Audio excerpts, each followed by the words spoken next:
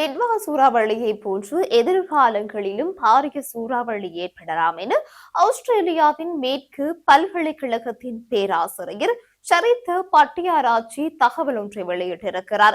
பேராசிரியர் ஷரித் பட்டியாராச்சி இலங்கையில் சுனாமி ஏற்படுவதை முன்கூட்டியே அறிந்து கொள்வதற்கான திட்டத்தை உருவாக்கிய ஒருவராக இருக்கிறார்.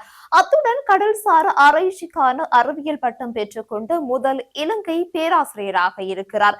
மேலும் ஆஸ்திரேலியாவில் சிறந்த விஞ்ஞானிக்கான பட்டத்தையும் பெற்றுக் கொண்டவராக இருக்கிறார். இணையத்தினூடாக கலந்து கொண்டு கருத்து தெரிவிக்கும் போதே அவர் இந்த விடயத்தை முன்வைத்திருக்கிறார். இதனைத் தொடர்ந்து அவர் பேசும் போது வங்காள விரிகுடாவில் நவம்பர் மாதங்களில் தாளமுக்கம் ஏற்படுவது வழமையான ஒன்றாக இருக்கிறது. அது சில நேரம் சூறாவளியாகவும் மாற்றமடையக்கூடும். இந்த முறையும் வங்காள விரிகுடாவில் நவம்பர் மாதத்தில் 2 தாளமுக்கம் ஏற்பட்டது. ஒன்று காலியிலும் மற்றது ஹம்பாந்தோட்டையிலும் உருவாகி இருந்தது. இந்த இரண்டும் இணைந்ததனாலேயே சூறாவளி ஏற்பட்டது.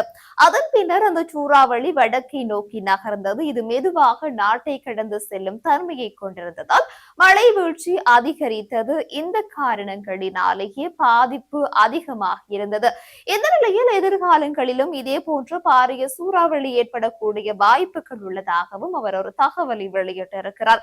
எனவே இது தொடர்பில் முன்கூட்டியே பொதுமக்களுக்கு அறிவிக்கக்கூடிய கட்டமைப்பை உருவாக்குவதே சிறந்த தீர்வாக இருப்பதாகவும் அவர் ஒரு தெளிவான கருத்தை முன்வைத்திருக்கிறார்.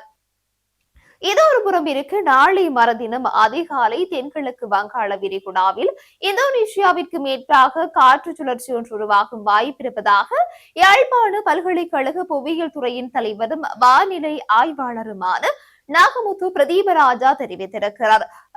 அது தொடர்பில் அவர் பதிவு ஒன்று இட்டிருக்கிறார். இது மேற்கு வடமேற்கு திசை நோக்கி நகர்ந்து எதிர்வரும் 31ஆம் தேதி அன்று இரவு அம்பாறை மாவட்டத்தின் திருக்கோவிலுக்கு கிழக்காக 171 கிலோமீட்டர் தூரத்தில் நிலை கொண்டு பின்னர் இலங்கையின் தென்கிழக்கு கரையை அண்மித்து அதன் பின்னர் இலங்கையின் தெற்கு கரையோரமாக நகர்ந்து எதிர்வரும் 6ஆம் தேதி அன்று குமரி கடலை சென்றடையும் என்றும் அவர் குறிப்பிட்டிருக்கிறார். இதில் கவனிக்க வேண்டிய விடயம் என்னவென்றால் டிட்வா புயலின் உருவாக்கத்திற்கு காரணமாக விளங்கிய காற்று சுழற்சி ஆரம்பத்தில் இலங்கையின் தென்கிழக்கு திசையிலிருந்து மேற்கு திசை நோக்கி எந்த பாதையினால் நகர்ந்ததோ அதே பாதையிலேயே உருவாகவிருக்கும் காற்று சுழற்சியும் நகரும் என்றும் எதிர்பார்க்கப்பட்டிருக்கிறது. ஆனால் அந்த காற்று சுழற்சி மேற்கிலிருந்து பின் மீள கிழக்கு நோக்கி நகர்ந்து இலங்கைக்கு மாறாத துன்பத்தை ஏற்படுத்தி இருக்கிறது. ஆனால் இது அவ்வாறு அமையாது. இதனால் எதிர்வரும் 28 முதல் 6ஆம் தேதி அதாவது ஜனவரி மாதம் 6ஆம் தேதி வரை நாடு முழுவதும் மிதமானது முதல் கனமானது வரை மழை பெய்யும் வாய்ப்பு இருப்பதாகவும் அவர் குறிப்பிட்டிருக்கிறார். குறிப்பாக வடக்கு கிழக்கு உவா மத்திய மாகாணங்களில் எதிர்வரும் 28ஆம் தேதி முதல் மழை பெற தொடங்கும். வடமத்திய தென் சப்ரகமுவ மேற்கு வடமேல் மாகாணங்களில் எதிர்வரும் 29ஆம் தேதி முதல் கனமழை பெய்யும். எதிர்வரும் 30ஆம் தேதி தொடக்கம் 3ஆம் தேதி வரை நாடு முழுவதும் மிதமானது முதல் கனமானது வரை மழை கிடைக்கும் வாய்ப்பு இருப்பதாகவும் வடக்கு கிழக்கு மத்திய உவா வடமத்திய மாகாணங்களுக்கு தொடர்ச்சியாக 4 அல்லது 5 நாட்களுக்கு அவ்வப்போது மழை கிடைக்கும் என்பதனால் குளங்களின் தற்போதைய நீரின் அளவை முன்கூட்டியே சற்று குறைந்து நீர் அளவை முழுமை வழங்கல் அளவில் பேணாமல் சற்று குறைவாக பேணுவது சிறந்ததாக இருக்கிறது. ஏனென்றால் இந்த சுற்றில் எதிர்பார்க்கப்படும் மழை கிடைக்காது குளங்கள் முழு கொள்ளளவை அடையாது விட்டாலும் எதிர்வரும் ஜனவரி மாதத்தின் 2வது வாரத்தில் இறுதியில் கிடைக்கும் மழை முழு கொள்ளளவை பூர்த்தி செய்யும்.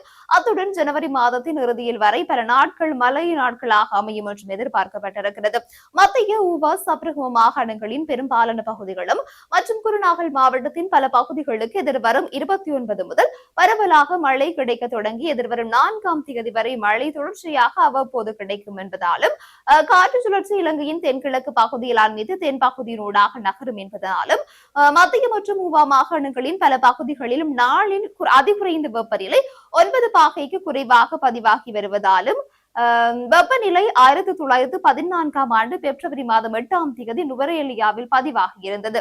அத்துடன் தொடர்ச்சியாக மழை கிடைக்கும் என்பதாலும் ஏற்கனவே பல குளங்கள் கிட்டத்தட்ட முழு கொள்ளளவோடு உள்ளமையினாலும் தாழ்நில பகுதிகளில் உள்ள மக்கள் வெள்ள நிகழ்வுகள் தொடர்பாக அவதானமாக இருப்பது அவசியம் என்றும் குறிப்பிடப்பட்டிருக்கிறது.